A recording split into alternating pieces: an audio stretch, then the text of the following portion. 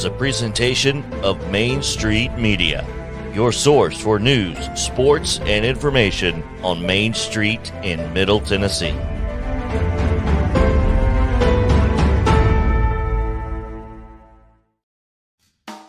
It's time for Casey's Take on Sports, presented by DMA Orthopedics. Now, here's a man who always has a take, Casey Patrick. Good morning. How are y'all doing? We're gonna talk some Freddie Freeman today. I want to complain and bark about him like everybody else does, so that's what I'm gonna start with. We're gonna move into all-star voting after that. We're gonna talk a little bit of bowling. I told you I wouldn't bore you too much with bowling stuff, but we're gonna do that just a little bit today, and then we're gonna finish off as usual with high school sports. So y'all stay right here. Let's get it started.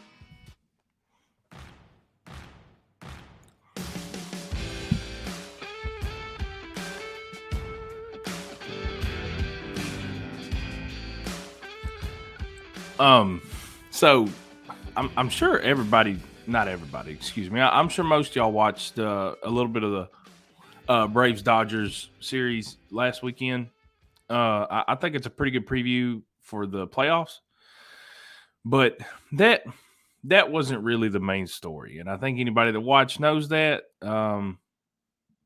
Freddie was just emotionally distraught the whole time. Now, I'm not going to sit up here and make fun of somebody for crying. That's not what this is about. But the emotions, I'll be honest, they kind of bothered me. I think they upset me more than anything, because if you're really that emotional about it right now, you should have been emotional about it back in the offseason. Now, I've already talked about this at length. I blame everybody. I blame the agent. I blame Freddie. I blame AA. I blame the Braves. I blame everybody. It's everybody's fault.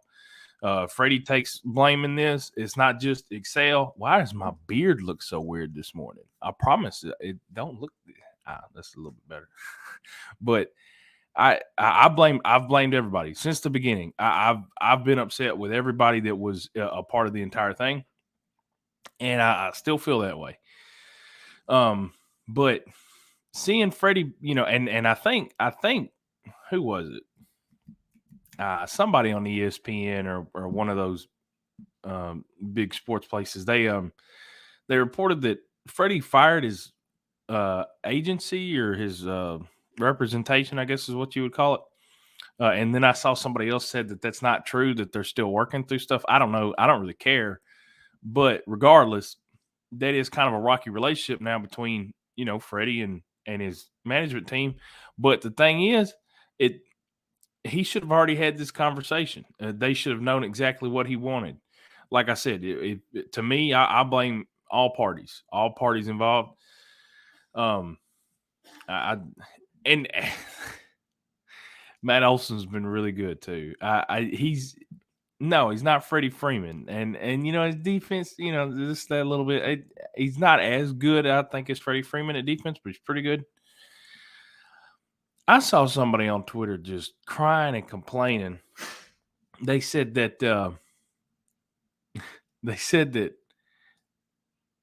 Freddie Freeman, that they really missed his defense. That's the one thing that they miss, and just crying about Matt Olson. These people on Twitter, they're insufferable. They're awful. Matt Olson's batting about 250, which I told you was going to be about his batting average. I said we'd be lucky to get 270 out of him, but he's going to hit for power. He's going to hit doubles, and he's going to play really good defense. And he is. He let one ball go off of his glove late in the game against the Dodgers, and I see all of these comments on Twitter talking about Freddie this and Freddie that. Get over it. He's gone.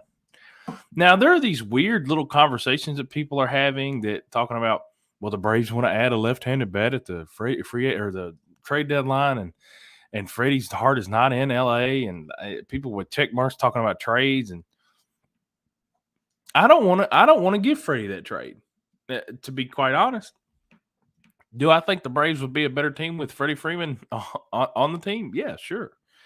I think he'd be great. Him and Matt Olson could switch around. Give the other one I guess Matt Olson would play DH. Maybe Matt Olson can play a different position. I don't know. I don't care. That all sounds well and fun and stuff, but Freddie made his bed. Let him lay in it. If he really wanted to be an Atlanta Brave, he should have taken more steps earlier to remain an Atlanta Brave. I don't blame AA for making the trade to go out and get Matt Olson. He wanted to protect the team's future. I don't blame him for that. Freddie wants to sit here and cry about how betrayed he felt and all this other stuff, and then he comes back and he's all emotional. Just get over it. That was the decision that was made. I don't really believe any of these reports that talk about, oh, well, the Braves never made an offer or this or that or whatever. I don't believe none of that. I'm sure that somebody told Freddie Freeman with his management team, this is what I would bet money happened. Somebody at his management team said, Freddie, this is what they offer, but we can get you a few more dollars because they really want to keep you. And he said, okay, let's try that. And they did that, and it didn't work. It didn't work. They put an ultimatum on the table because they didn't think that AA had the balls to go out and get somebody else. And he did. He went out and got Matt Olson. Good baseball player. I like Matt Olson. He puts his head down and goes to work every day. He did the little chop thing. Whenever the Braves get a hit, they do the little chop thing and hit Freddie Freeman right across the forehead the other day. I don't know if any of y'all saw that video, but it's funny. He did not hit him hard. He did not mean to hit him. It was a joke. They both kind of laughed it off. But I was like, man, next time, aim for the throat. Of course, that's a joke. But Freddie, I'm not much for the emotion on that.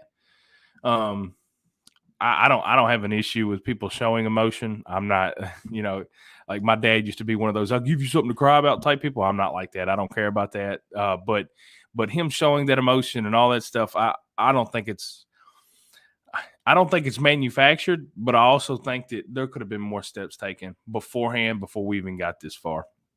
But again, like I said, everybody else is talking about Freddie Freeman. I just want to talk about Freddie Freeman. Something else I want to talk about real quick is DMA, Dixon Medical Associates. And Casey's Take, of course, is brought to you by DMA and Dr. Anthony Tropiano. Dr. Anthony Tropiano provides patients with prompt, effective medical care using the best technology available and in a manner that is compassionate and understanding of their needs. Dr. Tropiano is a board-certified orthopedic surgeon. Call 615-441-4522 today. That's 615-441-4522 today.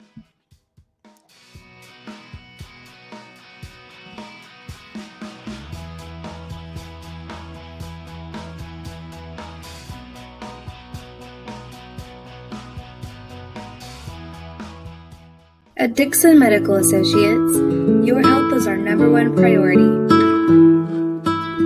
With over 40 providers, our goal is to bring excellent, convenient, and comprehensive medical care to our community.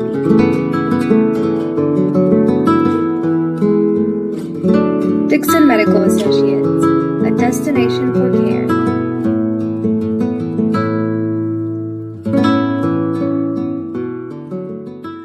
Are you an enthusiastic sports fan? Want to have fun and get in on the action? Heck yes, that'd be awesome. Have great attention to detail? Want to stay active? Definitely.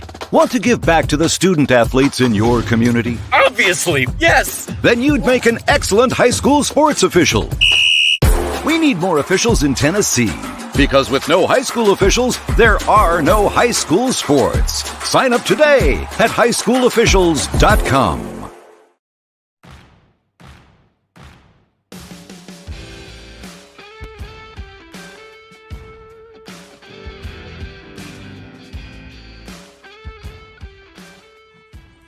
Something else I want to talk about today was all-star voting.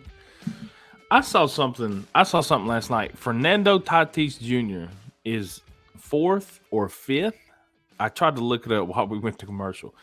Fernando Tatis is either 4th or 5th in the National League at shortstop in voting.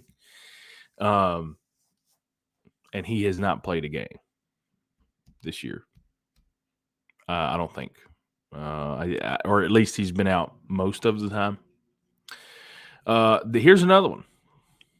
Mookie Betts, who just got injured. He's had a great year up to this point. But up to this point, Mookie has definitely deserved every vote that he's got. Let's just be really clear on that. Mookie's got 2.2 million votes and some change. Once you start talking 2.2, I don't think I need to get into a few hundreds. So 2.2 million. Mookie is like 80,000 ahead of second place. We're going to talk second place for a second in the outfield. I want y'all to sit here. And now second place doubles third place. Okay. Just third place is Jock Peterson, by the way. He's one of those type players. But second place, and I don't want to say his name yet. He's got 2.19 million. And this player has only played, I don't know if he's played half the season. And the only reason I know that is because he plays for my team. I love Ronald Acuna Jr. Ronald Acuna Jr. is one of my favorite players to ever watch. I remember growing up, I loved watching Chipper Jones and Andrew Jones and Ken Griffey Jr. And, and the more I watch Ronald Acuna Jr., the more he starts to really ascend into that group of people that I grew up watching, that I really just enjoyed watching. He's almost there. I mean, for me, really, he is. And when healthy, I do believe he's one of the top two outfielders in the entire game, him and Mike Trout. Now, I'm biased. I'm a Braves fan. That's fine. You can have that opinion. You can tell me I'm wrong. I don't really care about that. But anybody says he's not good is just not a Braves fan, or they're just ignorant. Let's be honest. Acuna has all kinds of talent. Is he a showboater? Yes. If you don't like the bat flips, that's fine. You don't have to like him. But I think most people with a brain cell would agree that he's fairly decent at baseball. But he does not deserve to be second in the All-Star voting.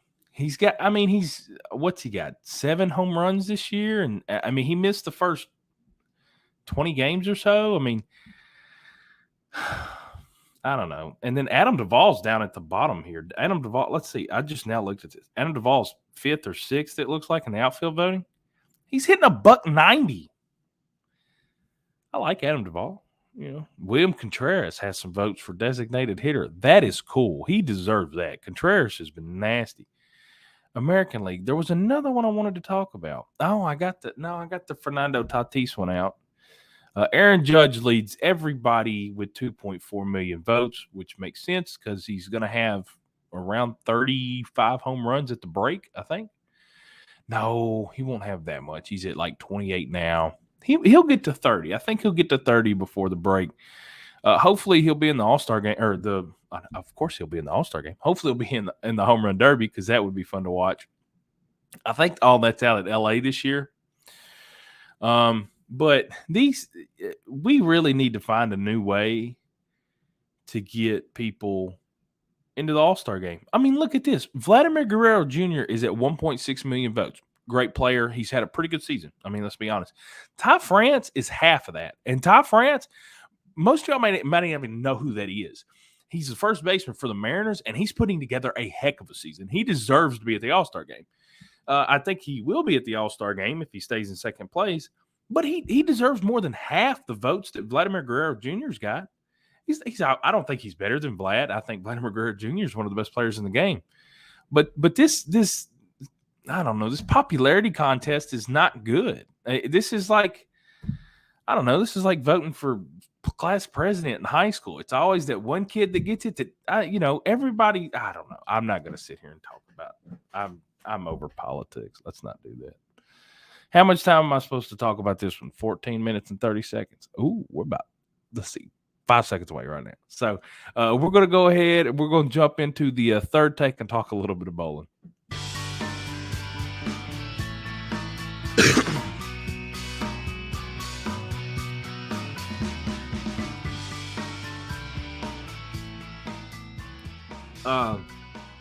Now, I know when I started doing this show, I told you pretty early on, most of you know I like bowling. I don't really find it all that particular entertaining to talk about. So I said I wasn't going to talk about it much. But there's a pretty neat accomplishment the other day. There's a young man that bowled a 900 series. Of course, the series is 3 games. It's what most leagues bowl. is 3 games for, a full set. And there was a young man that bowled a 900, which is 3 perfect games for a 900 series. It's only happened somewhere around 20 times in the history of the United States Bowling Congress, which is the incredibly poorly ran organization that runs sanctioning in bowling organization. I can sit here and talk about how bad bowling is ran from the PBA to the USBC and all the way up and down. I can do that all day long, but this is a 28-minute family show, so I'm going to start cussing and it'll be about 2 hours. So we're not going to do that. But it is really neat to see a guy with, I want to say he had, I did a little bit of research on him, and I knew his name until about 5 minutes ago because we all know how the brain works. And regardless, the guy had a 190 average, which is really good, and he should be proud of that. But I averaged 230 one season. I've never been close to 900. I've shot 800 a few times. And the only reason I say that, I'm not trying to brag or trying to put him down. I'm honestly not trying to do that. But I'm trying to set the scene where it makes sense that this guy shooting a 190 is like me going on a date with a model. Sure, it's possible, but it's very unlikely. And for him to bowl a 900, for anybody to bowl 900, like I said, I mean, you've got bowling alleys across the entire country of the United States, and almost every single one of them are sanctioned with the United States Bowling Congress. You have some bowling alleys that are 12 lanes, like here in Dixon, like Bowl Arena. You have some houses that are 24 lanes, like the other bowling alley here in Dixon, Thunder Alley. And then you have some places that are like Smyrna. Smyrna's got a bowling alley, 52 lanes. And these bowling alleys get packed for their leagues.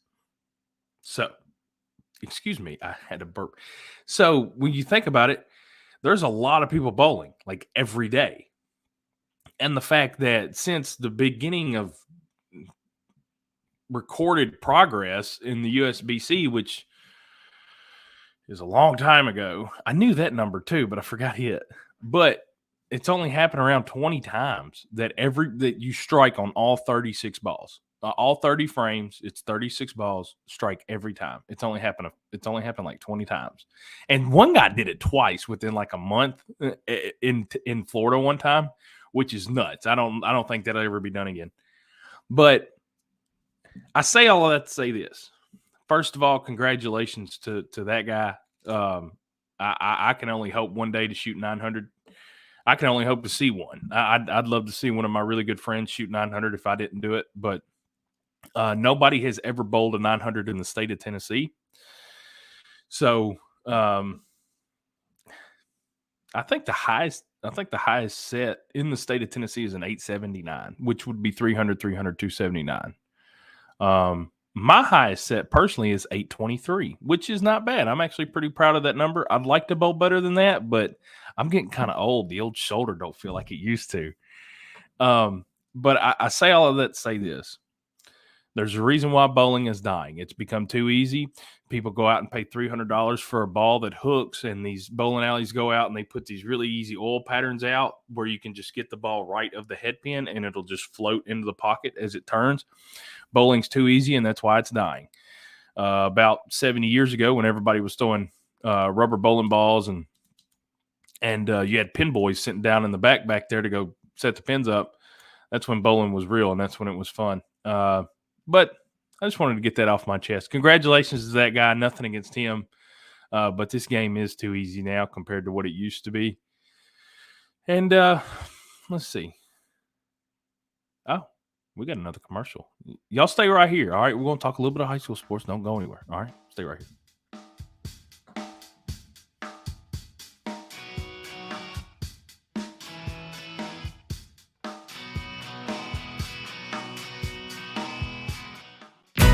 Here at Dixon Medical Associates, we've got you covered from neck to toe. Our orthopedics team offers services in sports medicine, foot and ankle reconstruction, spinal surgery, and more. We also have in-house imaging and physical therapy. Dixon Medical Associates. We specialize in what moves you.